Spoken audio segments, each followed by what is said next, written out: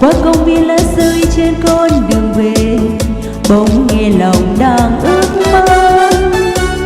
Mơ bên sông Tây đêm mưa thì thầm, cho bão tố về làm chia bao. Mơ yêu em thiết tha như yêu lần đầu, em muốn yêu anh dài lâu. Anh, em muốn yêu anh dài lâu. Anh, em muốn yêu anh đắm sâu. Anh, em đã thương anh từ lâu. Anh, em muốn yêu anh dài lâu. Yêu anh đến khi con tim mình đập, cho tim thu là một giây. Yêu anh cho đến khi ong thôi là mật, đến khi loài chim quên lối bay. Khi ôm anh sông Tây em nghe ngọt ngào, nếu đời là một giấc chia băng. Xin yêu anh thiết tha như yêu lần đầu, em muốn yêu anh dài lâu.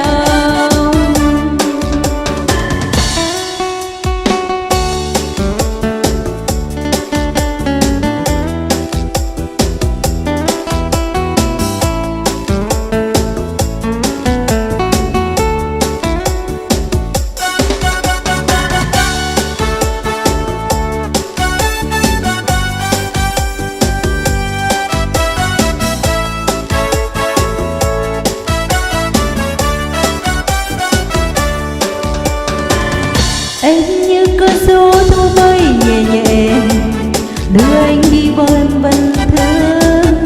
Qua công viên lá rơi trên con đường về, bỗng nghe lòng đang ước mơ. Mơ ôm anh trong tay đêm mưa thì thầm, cho bão tố về lòng chia bao. Mơ yêu anh thiết tha như yêu lần đầu, em muốn yêu anh dài lâu. Dài lâu, em muốn yêu anh đậm sâu. Em đã thương anh từ lâu. Em muốn yêu anh dài lâu. Yêu anh cho đến khi con tim ngừng đập, cho thiên thu là một giây. Yêu anh cho đến khi ong thôi là mật, đến khi loài chim